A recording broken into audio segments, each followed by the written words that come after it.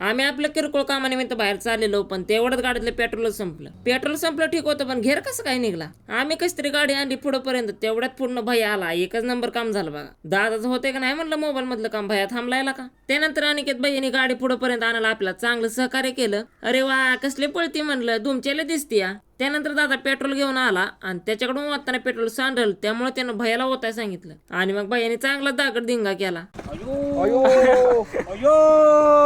आणि म्हणला मी टाकतो. अर्धा खाली ना अर्धा आत. एक तर आम्ही गाडी आणली इथपर्यंत कशी तरी, आणि इथं दुष्काळ 13वा महिना. 5चं पेट्रोल तर टाकीवर दिसतंय आणि 30चं खाली सांडलं. मग गाडीत गेलं किती तर नक्की 100 आणून उपयोग काय झाला. अवघडच काम आहे म्हणलं. त्यानंतर आलो स्वीट्स मध्ये. पप्पू दादानी मस्त लस्सी सांगितली, काय विषय नाही. त्यानंतर आपला एक शर्ट घ्यायचा होता आणि माझ्या साईजचे कपडे खालच्या मजल्या आणि आम्ही येडं काढतोय वरच्या मजल्यावर. हे कोटी एक नंबर आहे म्हणलं लागा, पण जाऊ द्या आपला शर्ट घ्यायचा आहे. त्यानंतर सगळं करत म्हणलं नाश्ता करून येऊ. त्यानंतर आलो घरी. मस्त पैकी एक व्हिडिओ लाईक करून जावा.